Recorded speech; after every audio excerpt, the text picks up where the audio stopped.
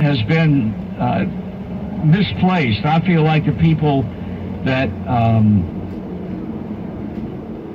welcomed me into the city when I came in 1974 and have maintained that love and affection through all these years, they're the ones that I should be giving back to rather than they give to me. This has been almost a real day for me today, getting up and thinking about broadcasting my last baseball game, which at times was almost incomprehensible to me. It was hard for me to come to grips with that part of it, but the retirement thing was an easy thing for me to do because there are places I want to go and things I want to do with Amanda, and I'm healthy, and but that doesn't make the departure any less easy, or any more easy, I should say. There are people hanging around here, God bless them. I'll be on the field shortly, and I'll be able to talk to some of these people up close and personal, but you know, this city, once they decide that you're one of theirs, being the most provincial city I've ever lived in, once they decide that you are one of them, if you come from the outside, it's going to take a while because they are very protective of their city and very protective of people that they feel like is one of them. And when they felt that way for me, and I can almost pinpoint the time it happened in July of '74, it's almost like if you and I are brothers and I can call you the vilest names in the world, but that guy standing next to you can't. I can do it, but he can't.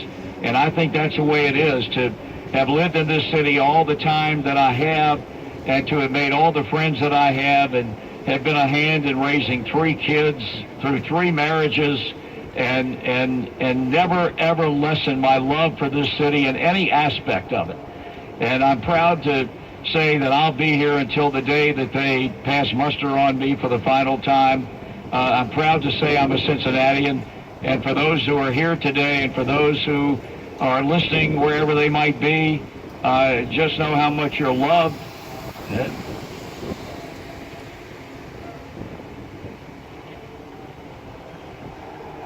And how much you're appreciated. That's all I got. Well, I want to tell you something, Marty, because we don't talk about this a whole lot simply because we're here all the time together, and it's difficult to share these things when you stand day to day. But you talked about protection, and when you come in and you're trying to take a seat that Joe Nuxall held for forever, you did something for me that I don't know that anybody's done that except my dad, and that is protecting you from failure and protecting you so that you can have some success. And lost my dad a long time ago, and never thought that I would ever have that kind of relationship with another man ever. But you have protected me. You have taken care of me from day one that I walked into this booth. And that's part of the reason that these folks here in Cincinnati accepted this country guy, because Marty Brennamans accepted me. And I can't thank you enough for that, and just for your teaching and helping me understand what it's like and what it's supposed to be to broadcast ball games.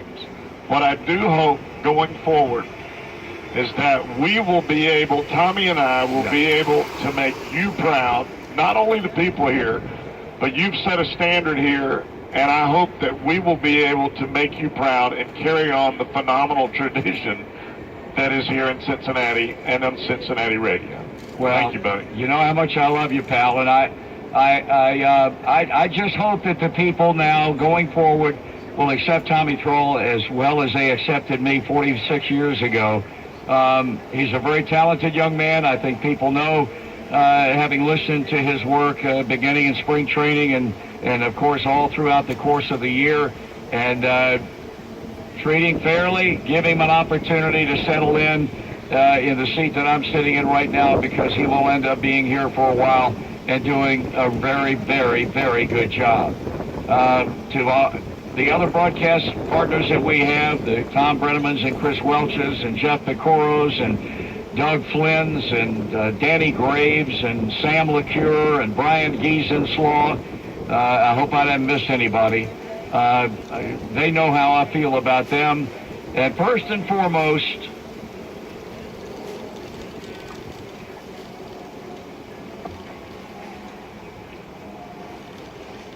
the guy sitting behind me.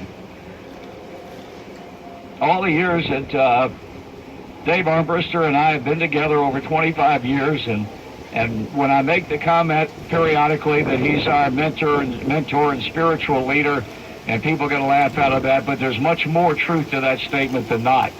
I would not know how to operate consistently at home without him being with us and taking care of all the problems. I say all, they're rare, but when they crop up, he handles it with the same calm, placid attitude that he has about everything else. He injects caustic comments into situations when we turn around and tell him to keep quiet, and he gives it back to us.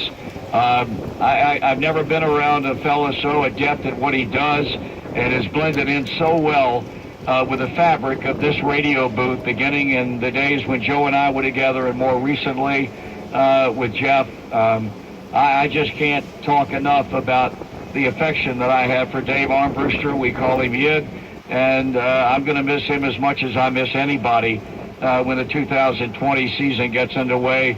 And Yid, I thank you for your friendship, and I thank you for the work that you've given us for all of these years. I'm going to be on the field in a moment. I'm going to be visiting with the fans who have hung around this afternoon. I look forward to seeing you. Again, I appreciate your love. It's a two-way street, and hopefully we'll see each other down the road, because Amanda and I are not going anywhere. We'll be in and out of town, but I have too much invested in this city to pull up and leave like other people have done in the past. I don't anticipate and never expect to live anywhere else but this town because of how wonderful it has been to me and my three kids and my grandkids. It's just a very, very special place. And I hope that all of those listening and those who are in the ballpark listening to our comments understand it with a passion that I try to portray about this town. Gentlemen, I'm good to go. Jeff, I love you. I love you too, buddy. Yet, I love you. Tommy, I love you. My kids are in here. It couldn't be any better than this to have my whole family together. And if you see me out and about in the town in the days and weeks and months and years to come up and say hello, and we'll chat a bit. Tommy, back to you. All right, thanks, Marty. And we've got a lot more coming up. We'll take a look at scores, and we'll also hear from Reds manager David Bell. This is the Reds postgame show on the Reds Radio Network.